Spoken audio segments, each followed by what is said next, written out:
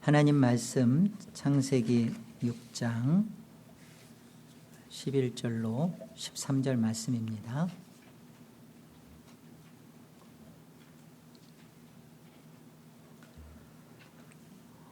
그때 온 땅이 하나님 앞에 부패하여 포악함이 땅에 가득한지라.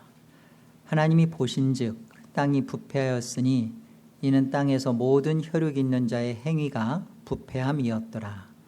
하나님이 노아에게 이르시되 모든 혈육 있는 자의 포악함이 땅에 가득함으로 그 끝날이 내 앞에 이르렀으니 내가 그들을 땅과 함께 멸하리라. 우리 창세기 6장을 시작하면서 하나님이 심판하시는 이유 두 가지를 말씀하셨어요. 기억나요?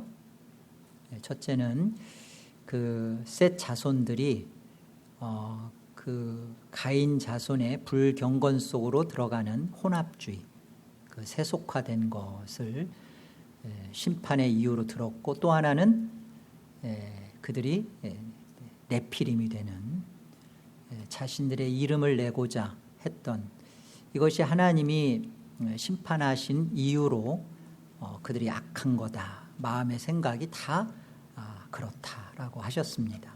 오늘은 방주가 필요한 이유를 말씀하시는 거예요. 이제 방주를 짓죠. 그런데 방주가 필요한 이유로서의 모습 두 가지를 부패와 포악을 설명해요. 방주가 필요하다는 것은 멸망당한다는 거잖아요. 멸망당하는 이유가 부패와 포악이다라는 설명이에요. 오늘 본문 한번 11절을 보시면 여기 그 땅이라는 단어가 6번 이렇게 반복적으로 나오는 것을 보게 돼요. 그 땅이, 그리고 여기서 그 땅과 함께 설명되는 멸망하는 이유, 왜 방주가 필요한지를 설명하는데 그 이유가 부패와 포악으로 나옵니다. 한번 보셔요. 11절. 그때 온 땅이 하나님 앞에 부패하여 포악함이 땅에 가득한지라. 하나님이 보신즉 땅이 부패하였으니 이는 땅에서 모든 혈육 있는 자의 행위가 부패함이었더라. 하나님이 노아에게 이르시되 모든 혈육 있는 자의 포악함이 땅에 가득함으로 그 끝날이 내 앞에 이르렀으니 내가 그들을 땅과 함께 멸하리라. 여기 땅이라는 것은요, 그 인생을 말해요. 땅이 부패하고 포악하다라는 것은 하나님이 주신 그 인간의 그 피조물된 삶, 그 인생이 부패하고 포악하다라는 설명입니다. 이 부패와 포악한 그 피조물의 인생, 인간, 이것을 담당하기 위한 하나님의 일하심이 오늘 방주로 소개되는 거예요. 앞으로 그 방주가 누구죠? 예수 그리스도죠. 그래서 이 부패와 포악이 어떻게 예수 그리스도와 연관되어지는지, 상관되어지는지, 이 설명을 이제는 계속 이어져 나가는 거예요. 방주가 왜 있어야 되는지, 부패와 포악 때문에 그렇구나. 인생이, 피조물된 인간이 하나님 앞에서, 창조주 앞에서 부패해버렸고 포악해져서 이 문제를 해결하기 위하여 방주가 필요했던 것이고, 그 방주는 그림이며 결국 예수 그리스도가 인생 안으로 오셔야 했던 거구나라는 설명이에요. Understand? 자, 그렇다면 오늘 두 가지, 첫 번째, 부패가 뭐냐, 이것부터 한번 우리 같이 살펴봐요. 부패라는 히브리 단어는 사하트입니다. 뜻은 썩었다는 거예요. 로마서 1장을 한번 우리 볼까요? 21절. 하나님을 알되 하나님을 영화롭게도 아니하며 감사하지도 아니하고 오히려 그 생각이 허망하여지며 미련한 마음이 어두워졌나니 스스로 지혜 있다 하나 어리석게 되어 썩어지지 아니하는 하나님의 영광을 썩어질 사람과 새와 짐승과 기어다니는 동물 모양의 우상으로 바꾸었느니라. 썩어졌다. 썩어지지 아니하는 하나님의 형상, 하나님의 영광을 썩어질 것으로 이렇게 바꿨다. 이게 부패입니다. 고린도후서 11장 3절에 가보면 이런 말씀이 있어요. 뱀이 그 간계로 하와를 미혹한 것 같이 너희 마음이 그리스도를 향하는 진실함과 깨끗함에서 떠나 부패할까 함이라 그래요. 그러니까 이게 지금 이 부패라는 설명이 이게 우상과 이렇게 관련되어져서 썩어짐으로 소개되는 거예요. 우리는 기독교 신앙을 하면서 이 용어에 대한 성경적 데피니션을 잘 가지셔야 됩니다. 그러니까 썩었다 그러면 과일이 썩듯이 사과가 썩었구나. 그러면 그 썩어짐에 대한 기준도 다 자기들이 정해요. 그래서 이건 썩은 거야, 먹을 수 있어, 이건 아니야, 못 먹어, 이렇게 그런 걸 썩어지는 거라고 생각하는데 성경은 부패했다, 썩었다라는 말을 그렇게 말하지 않아요. 우상과 관련해서 성경이 말하는 부패는 하나님은 없다 하는 마음이에요. 부패가 뭐라고요? 이 썩어짐의 종로로 타는 피조물들이 썩어짐 속에서 갖는 게 뭐예요? 썩어지지 아니할 하나님의 영광을 썩어질 것으로 바꿔버리죠. 우상을 만들죠. 우상이라는 건 다른 게 아니에요.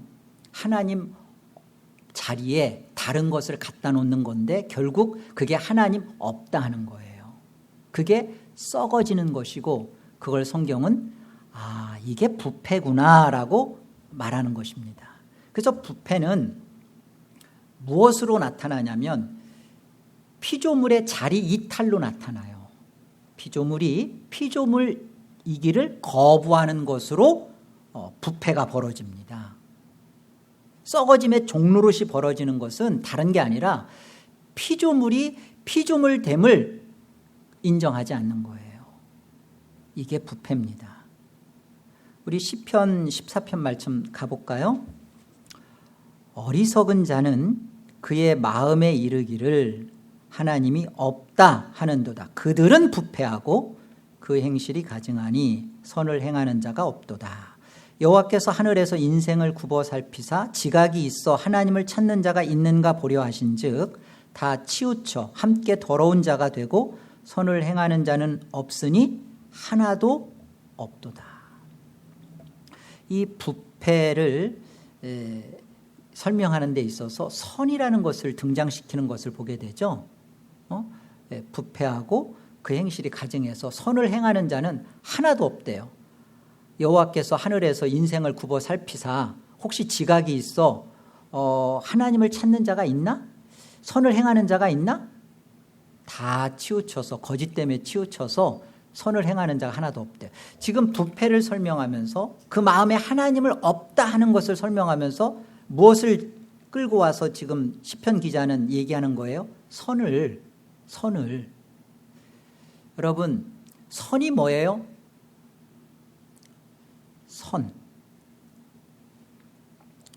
선은요, 창조주와 피조물과의 정상적인 관계예요.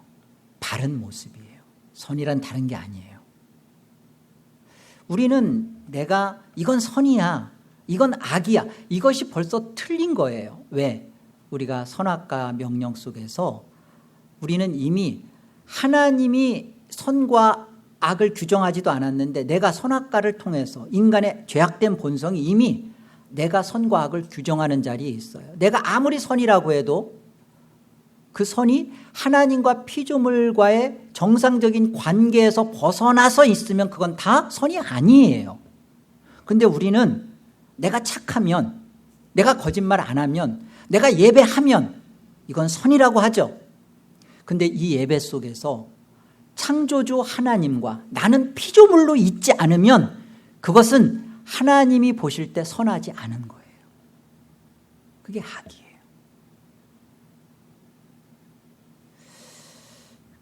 여러분, 하나님께서 왜 창조하셨을까요?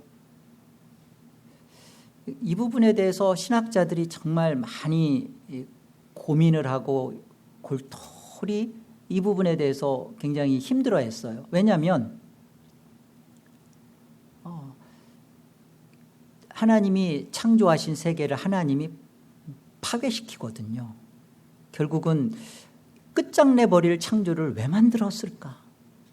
그냥 창조로 영원히 그 죄도 없는 세상, 마귀가 없는 곳에 창조를 한 게 아니라 마귀가 있는 이 땅에 창조를 했는데 왜 만드셨을까? 너무 막 힘들어했던 거죠. 이 부분에 대해서 조나단 에드워즈 목사님은 그렇게 답을 했어요. 하나님은 자충족하신 분이다. 무엇으로부터 근거가 되는 분도 아니고 제일 원인자이시다. 스스로 존재하시는 분이시고 무엇으로부터 공급받으셔야만 충족되는 분도 아니다. 스스로가 충분하시고 충족하시고 스스로가 영광스러우신 분이에요. 충만하신 분이에요. 근데 이 충만이 성삼위 하나님의 그 충만하심이 흘러 넘친 것을 창조로 소개했어요. 왜요? 하나님은 이 하나님의 영광을 함께, 이 충만을 함께 나눌 하나님의 형상, 피조물의 그 인간을 만들어 놓고 그들에게 이 하나님의 흘러넘치는 사랑과 충만과 영광을 함께 누리고 맛보고 기쁘고 그것을 경험하고 그것을 하나님께 예배하도록 이것을 목적으로 하여 만들었다. 이게 창조의 목적이다라고 소개했어요. 왜 창조했느냐? 그렇다는 거예요. 그것이 바로 이루어지는 거, 이 하나님의 충만하신 사랑을 맛보고 경험하고 그것에 대하여 항복하며 감격하며 예배하는 거, 그게 구원이다. 이렇게 소개했어요. 여러분, 선하신 하나님이 우리 창세기 1장에 보면 모든 것을 만들어가면서 그 날짜가 끝날 때마다 보시기에 하나님이 좋았더라. 6째 날에는 그 지으신 모든 것을 보시니 보시기에 심히 좋았더라. 어떤 하나님이? 선하신 하나님이 스스로가 부족함이 없이 무엇으로부터 받아야 할 게 아니라 결점이 없는 어느 것도 결핍이 없는 그 선하신 하나님의 창조주가 하시는 말이 뭐예요? 보시기에 좋았더라. 인간을 볼 때는 심히 좋았더라. 이렇게 주셨어요. 그런데 부패는 뭐예요? 이 선하신 하나님, 절대자이시고 결정권자인 선하신 하나님이 내 인생 앞에 계시는데 나는 피조물로서 그 하나님 앞에서 하나님이 부족하시다. 하나님은 이것을 실수하셨다. 하나님은 이 부분에서 생각이 좀 모자라신 것 같다. 하나님은 나에게 돈을 많이 주셨으면 내 이 돈 가지고 하나님 일 크게 할 건데 하나님 왜 나에게 돈을 안 주셨을까? 돈을 왕창 한번 주시지. 하나님은 나에게 정말 멋들어진 자녀, 똑똑한 자녀를 줬으면 내가 이 자녀를 정말 하나님이 기뻐하시는 정말 훌륭한 자녀로 키워서 하나님께 영광을 돌릴 건데 내 자녀가 아이는 좋은데 큐가 떨어져. 그죠? 이게 무슨 마음이죠? 하나님이 선하신 하나님이라고 여기지 않는 거예요. 그 하나님이 보시기에 좋았더라 하신 것을 인정하지 않는 거예요. 여러분, 이게 하나님 없다 하는 마음이라니까요. 이게 부패라고요. 이것 때문에 우리 인생은 가망이 없는 거예요. 무엇이 우리로 하여금 예수 그리스도가 아니면 안 되는가를 생각해 보세요. 우리는요, 우리 마음에 내가 선악과를 먹고, 그리고 우리 마음속에는 내가 다 선과 악을 규정해 갑니다. 내가 볼 때 옳으면 그게 선이에요. 내가 볼 때 틀리면 하나님조차도 틀려 잡수신 거예요. 이게 부패예요. 여기에서 인간은 회복 불능입니다. 가능성이 없어요. 그래서 이 피조물 된 인간의 모습으로 하나님이신 예수 그리스도가 사람 모습을 입고 피조물의 자리로 들어오셔야만 했던 거예요. 왜 예수님이, 그 하나님이 빛이 있으라 하심에 빛이 있었던 것처럼 너희들 다 구원받아라 하시지 않고 왜 굳이 인간의 이 형체를 입어서 육신을 가지고 피조물의 자리로 그분이 들어오셔야만 했느냐? 우리의 이 부패와 이 썩어짐을 예수 그리스도가 해결하시기 위해서예요. 하나님이 보시는 죄는요, 다른 게 아니에요. 피조물됨을 거부하는 겁니다.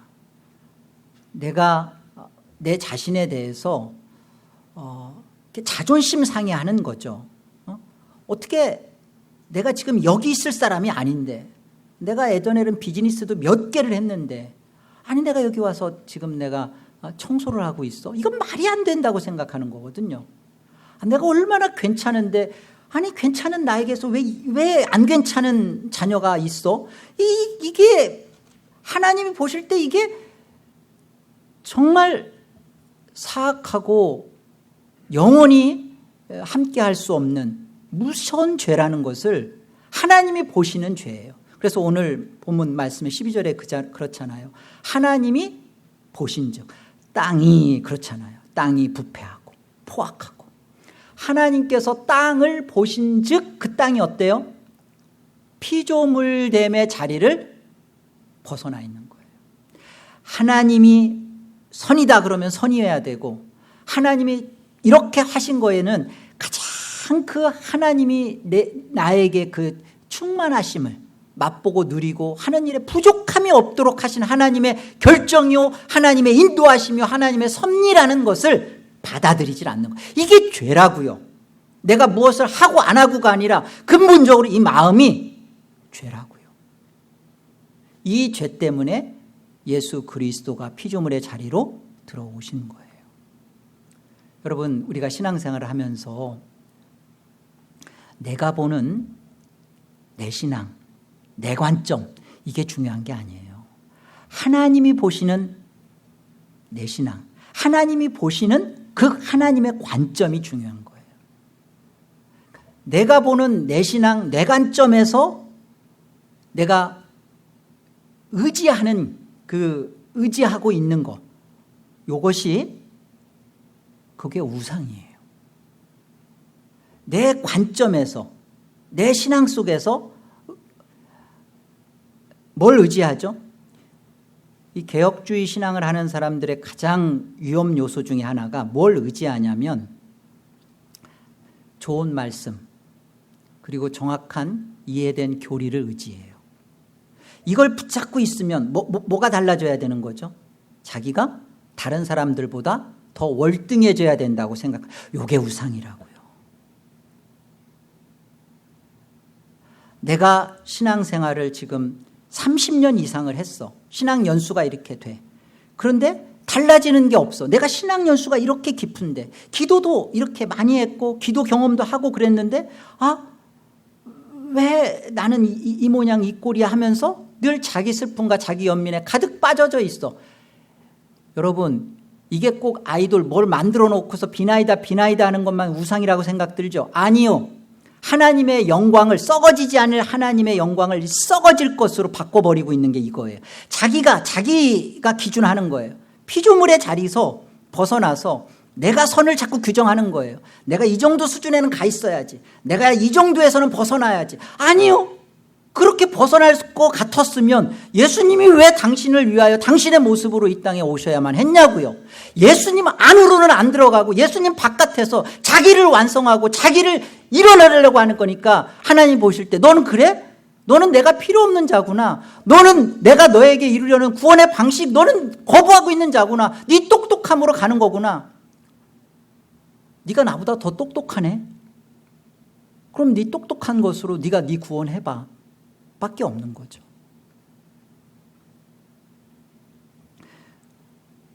언제나 우리는 우리 속에 허락된 것에 대하여 하나님이 오르시다.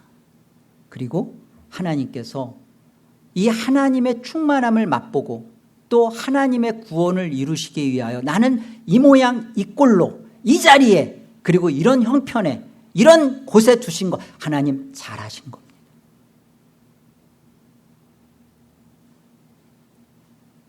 이게 예수 그리스도를 필요로 하는 그 복음을 만난 인생입니다. 이게 아니면 멸망하는 인생이에요. 이게 첫째고요. 두 번째, 포악이라는 말씀입니다. 여러분, 포악이라는 뜻은 히브리 말로 하마스예요. 이것은 폭력이라는 뜻이 있고 난폭이라는 말도 있고 살인이라는 뜻도 있고요.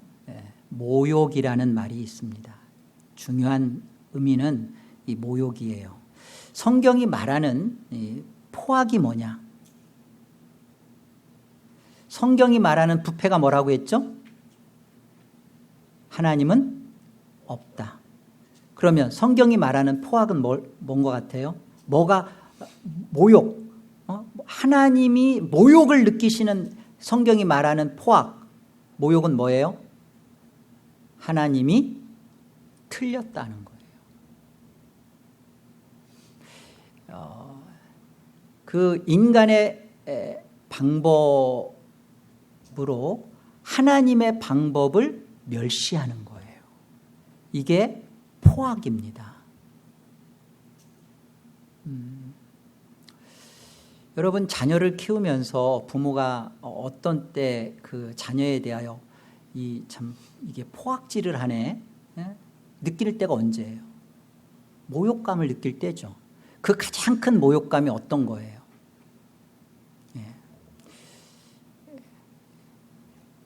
그 부모를 인정하지 않는 거, 부모의 방법을 받아들이지 않는 거. 하다못해 인간의 부모와 자녀의 관계에서도 이 모욕과 멸시를 느낄 때 정말 그 자녀로부터 굉장히 포악감을 당하는 견딜 수 없는 그런 슬픔을 맛보는데 피조물의 자리에서 하나님을 향하여 삿대질하는 정도가 아니라 원망과 불평하는 정도가 아니라 하나님 당신은 틀렸습니다. 왜 이렇게 하세요? 라고 가지고 있는 그 인간의 마음이 이게 하나님이 보실 때 멸망할 수밖에 없는 인생이라고요. 하나님이 이걸 보시는 거예요. 땅에 이 포악함이 가득한 거예요. 요한복음 8장에 가보면 이런 말씀을 우리가 만나게 돼요. 우리 한번 봅시다. 요한복음 8장 1절 보세요. 예수는 감람산으로 가시니라. 아침에 다시 성전으로 들어오시니 백성이 다 나오는지라. 앉으사 그들을 가르치시더니 서기관들과 바리새인들이 음행 중에 잡힌 여자를 끌고 와서 가운데 세우고 예수께 말하되 선생이여 이 여자가 간음하다가 현장에서 잡혔나이다. 모세는 율법에 이러한 여자를 돌로 치라 명하였거니와 선생은 어떻게 말하겠나이까. 예수님은 누구시죠? 지금 등장하고 계시는 예수님, 바리새인, 현장에 잡힌 가늠한 여인, 이 등장인물들이 나오는데 예수님은 누구예요? 예수님은 율법을 시여하신 분입니다. 출애굽기 19장에서 그 율법을 주신 그리고 율법을 만드신 분이 예수 그리스도세요. 그리고 그 율법을 인생을 위하여 완수하시고 그것을 해결하시고 그것을 성취하시고 우리에게 주신 이가 율법의 완성자가 누구세요? 예수 그리스도세요. 그렇죠? 그런데 그 율법의 시여자 앞에서 율법의 내용인 현장에 잡힌 여인을 밤새 눈이 빨갛도록 그 현장에 잡힌 여인을 찾으려고 기다렸다가 낚아채가지고 예수님 앞에 데려다 놓고 모세의 율법을 갖다 드리는 거예요. 모세의 율법에는 이렇게 간음하다가 잡힌 여자는 돌로 치라, 죽이라 그랬는데 당신은 어떻게 할 겁니까? 당신은 평상시에 사랑을 외쳤죠. 그런데 이 여인을 돌로 치라 그러면 당신은 사랑을 말한 것에 대한 거짓자요. 그리고 또 사랑을 얘기한다면 율법을 당신은 고의적으로 지금 배반하는 어기는 자인데 어떻게 할 겁니까? 라고 예수님께 지금 바리새인들이 따져 묻고 달라드는 거예요. 이것이 포악이에요. 율법은 문제가 없습니다. 그리고 그 율법을 예수 그리스도께서 문제없이 우리에게 주셨어요. 문제는 뭐예요? 이 율법을 통해서 주신 의도, 하나님이 율법을 예수 그리스도를 통하여 우리에게 성취하신 의도, 율법을 왜 주신 거예요? 우리 피조물된 우리 인생의 죄를 보라고, 하나님 말씀대로 살 수 없는 우리의 한계를 절망하라고. 그런데 율법주의는 뭐죠? 10계명을 365가지로, 그리고 이 365개를 다시 1234개로 늘려서 어떻게 한 거예요? 율법의 수준을 쫙 낮춰가지고 바리새인들이 자기들이 지킬 수 있는 대로 해놓는 거예요. 그리고 그 기준에 맞추어서 정죄하고 판단하는 겁니다. 내가 지킬 만한 정도에는 딱 가 있는 거예요. 자기가 결정한 거예요. 그리고서는 그 수준에 못 도달하는 것에 대해서는 하염없이 비판과 정죄와 무서운 살인을, 난폭을 저지르는 게, 멸시를 하는 것이 이게 포악이라고. 이게 율법주의입니다.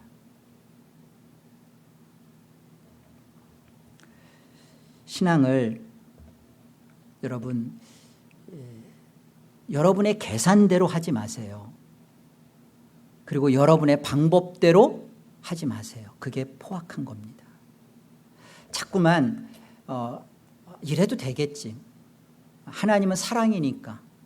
그리고 하나님은 이 정도는 될 거야 라고 자기가 하나님 앞에서 지킬 수 있는 것만을 가지고 정당화하고 거기에 자신에 대해서 자신의 옳음을 주장하고, 그리고 그렇지 못한 것에 대해서는 판단하고 정죄하고.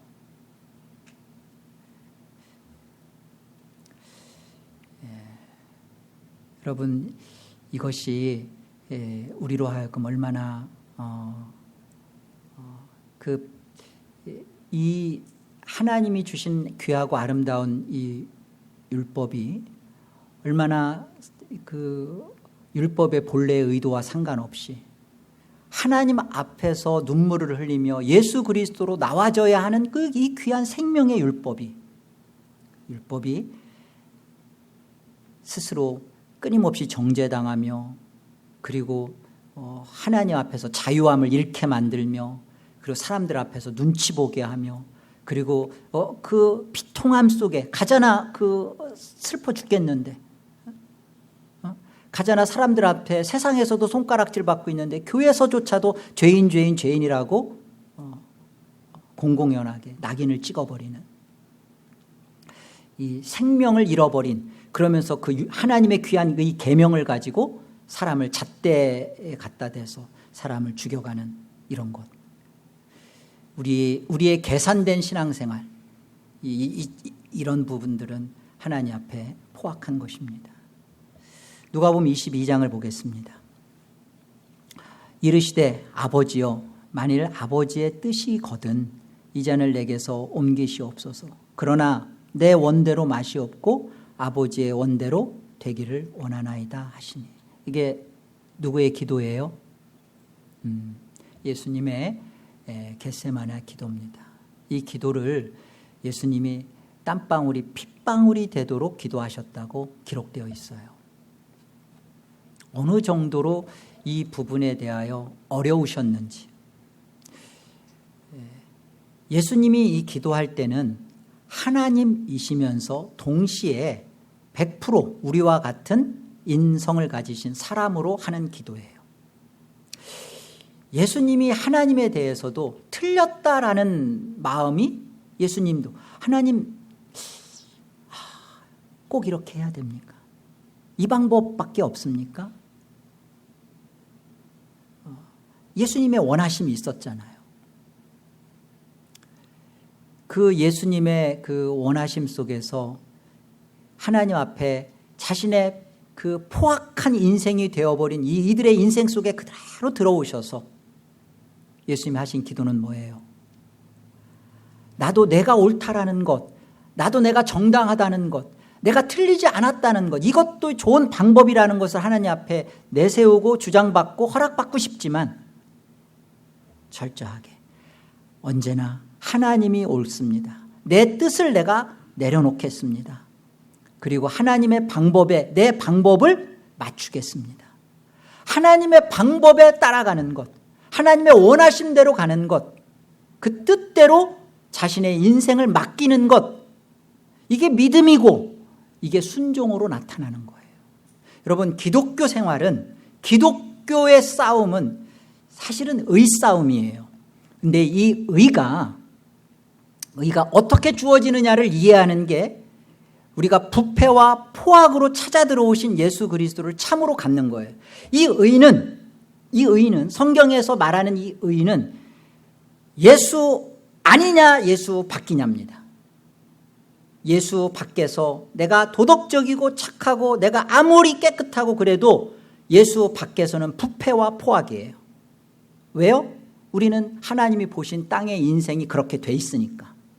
그러나 예수님이 피조물의 자리로 들어오셔서 예수님이 피조물의 뜻을 꺾고 하나님의 뜻을 순종하여 이루신 이 이루심 안에 들어가게 되면 이것이 의요, 이것이 하나님이 보시는 거룩이요, 이것이 하나님이 우리에게 허락하시는 구원이에요. 시편 1편을 보세요. 이걸 이해해야 시편 1편을 여러분이 이해할 수가 있게 되는 거예요. 시편 1편 보세요. 복 있는 사람은 악인들의 꾀를 따르지 아니하며 죄인들의 길에 서지 아니하며 오만한 자들의 자리에 앉지 아니하고 오직 여호와의 율법을 즐거워하여 그의 율법을 주야로 묵상하는 도다. 그는 시냇가에 심은 나무가 철을 따라 열매를 맺으며 그 잎사귀가 마르지 아니함 같으니 그가 하는 모든 일이 다 형통하리로다. 악인들은 그렇지 아니하며 오직 바람에 나는 겨와 같도다. 그러므로 악인들은 심판을 견디지 못하며 죄인들이 의인들의 모임에 들지 못하리로다. 무릇 의인들의 길은 여호와께서 인정하시나 악인들의 길은 망하리로다. 복 있는 사람이 누구예요? 복은 예수님밖에 없어요. 예수님만 복 있는 사람이에요. 그 복 있는 사람은 누구냐면 예수님 안에 있게 된 사람입니다. 예수님 안에 있게 된 사람이 율법을 주야로 묵상을 하는 일이 예수님 안에서 벌어지는 것이고, 우리가 율법을 통해서 그 생명을 맛보는 것이 예수님 안에서 경험되어지는 것입니다. 의인의 길은 여호와께서 인정하신답니다. 의인의 길이 대체 뭐길래? 예수 안에 있는 거예요. 예수 안에서 어떤 일을 하나님이 이루셨기 때문에 우리의 부패와 포악을 해결하셨기 때문에 이 부패와 포악을 해결하시는 것으로 우리가 to be continue, 다음 주에 이제 방주가 만들어지는 거예요. 이 문제를 해결하시기 위하여 예수 그리스도를 방주로서 예표하는 겁니다. 노아는 의인이라고 소개되었죠. 당대의 완전한 자라고 했죠. 하나님과 동행하는 자라고 했죠. 그런데 왜 굳이 노아가 방주를 만들고 노아가 방주 안으로 들어가서 구원받는 모습으로 성경은 설명하냐고요. 결국 예수님 밖에서는 무엇을 해도 그것이 멸망하는 인생이라는 것. 부패와 포악에서 벗어나지 못한 인생이라는 거. 결국 신앙의 싸움은 뭐예요? 예수님 아니냐 바뀌냐. 이것이 의싸움이며 이것이 믿음의 싸움이며 이것이 바로 우리에게 순종으로 나타나는 거예요. 뭐가 순종이에요? 행위를 하는 게 순종이에요? 예수님이 이루신 것, 하나님이 예수님을 통하여 이루실 수밖에 없는 그 내용을 내 안에 recognize, 믿음으로 받아들이고 예수님 안에 거하는 싸움을 싸워가는 것, 이게 순종이에요. 내 안에서는 율법주의가 나오고 인본주의가 나올 때마다 예수님 안에 들어가는 싸움, 이 믿음의 싸움, 오직 예수님 안에서만 부패와 포악이 해결됐구나. 하나님은 이 예수님으로만 나를 구원하셨구나.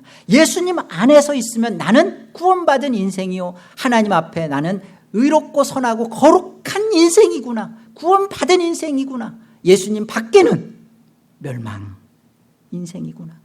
이것을 아는 싸움이 믿음의 싸움이고, 이 싸움 안에 들어가서 실제로 예수님 안에서 사는 삶, 예수님 안에서 회개하고 다시 믿고 일어서고 예수님을 붙잡고 예수님 안에서 무너졌던 나에 대한 내 실망, 내 관점, 내 신앙, 이거 회개하고 하나님 보는 나로 다시 뿔뚝뿔뚝 일어나고, 그리고 하나님의 일하심 앞에서 하나님이 언제나 오르시며 언제나 하나님이 가장 합력하여서 영광을 이루신다라는 것을 믿고 따라가는 인생, 예수님 안에서 벌어지는 인생, 이것이 예수로 구원받은 인생이고 저와 여러분의 인생일 줄로 믿습니다. 이 영광스러운 예수 그리스도로 인한 구원을 설명하시기 위하여 이제 방주를 짓도록 하시는 것이고, 이 방주 속에 왜 하나님의 방법만이 우리를 구원할 수밖에 없는지를 하나님은 드러내시기 시작할 겁니다. 이 영광된 복음의 기쁨과 승리를 맛보시며 성도로서의 이 복됨을 누리는 우리 귀한 에덴의 성도들 다 되시기를 주의 이름으로 축복합니다. 기도하겠습니다. 하나님, 은혜를 감사합니다. 하나님이 보시는 타락한 관계는 예수님 밖에서 하나님은 있다 없다 하는 거짓됨입니다. 하나님, 이 자리에 예수님이 들어와 주시고 우리의 부패와 포악을 해결해 주셔서 하나님과의 정상적인 관계를 회복시켜 주셔서 감사합니다. 이제 예수님 안에서 예수님의 이루심 그 속에서 살아가겠습니다. 내가 무엇을 하는 것이 영광이 아니라 예수님의 이루심을 믿는 것이 하나님을 기쁘시게 하는 것이며 영광이라는 것, 피조물의 잘됨과 피조물의 그런 높음과 피조물의 그럴듯함 속에서 사로잡혀서 마귀의 유혹으로 우상으로 가지 아니하고 하나님이 내게 허락한 그 자리에 매 순간 매 분초마다 하나님을 의지하며 기도하며 순종하며 따라가는 우리들 다 되기를 기도합니다. 하나님, 은혜 더하시고 믿음을 더하여 주옵소서. 예수님의 이름으로 기도드리옵나이다. 아멘.